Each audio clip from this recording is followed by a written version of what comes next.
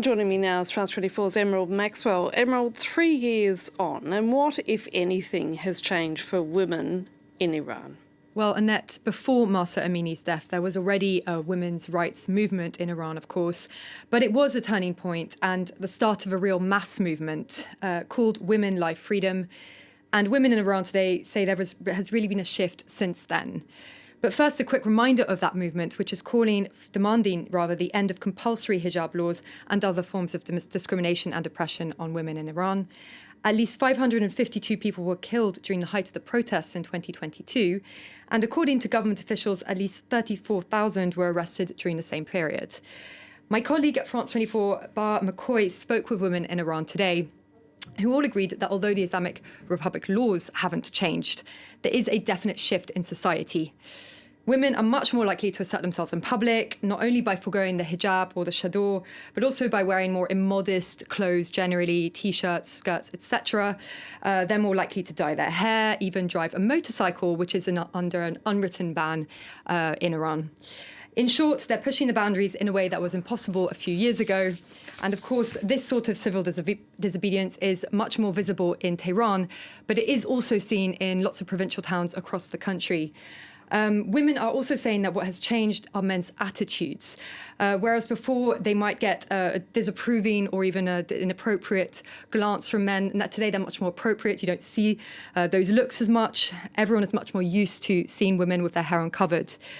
As I said, the oppressive laws are still in place, but they're not enforced as strictly. Women say police turn a blind eye a lot of the time. They will, when they see a woman not wearing a hijab or a chador, they might look away.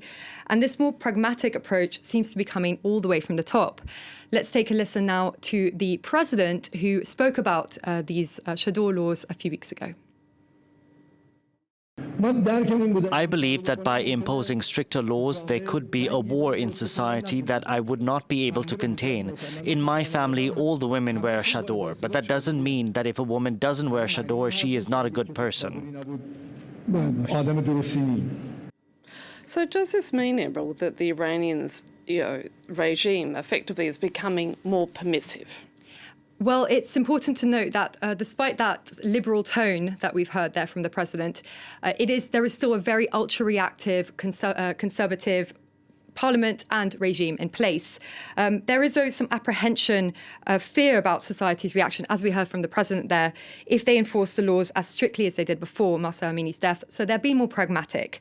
They seem to want to not provoke this younger generation of women who took part in that mass movement or who were inspired by it.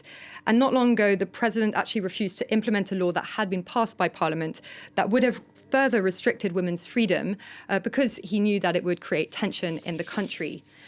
But also the regime has other bigger fish to fry at the moment. It's still reeling from its 12-day war with Israel, and those strikes on its nuclear infrastructure by Israel and the United States. It was weakened and is now grappling with a growing economic crisis that's fueling discontent across the country. So it's a very tense moment for the regime, and it's determined to crack down on any dissent. And the number of arrests and executions has surged as it's tried to reassert itself. A UN fact-finding mission also reported earlier this year that the regime was using digital surveillance tools in order to repress women and activists who are still being arrested. Those who are released from prison are only often done so temporarily and under supervision. And just 10 days ago, a man became the 12th known person to be put to death in connection with the 2022 protests. So at the moment, the regime seems to be performing this balancing act, this juggling act of repression, but applying it more selectively, perhaps. Meanwhile, the women's movement endures.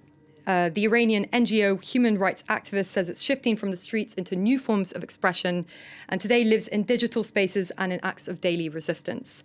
On the anniversary of Mahsa Amini's death, the group is calling for more sustained international pressure so that the regime cannot evade responsibility for its brutal crackdown, as well as targeted human rights sanctions, including on low-level but high-impact perpetrators. Emerald, thank you for that.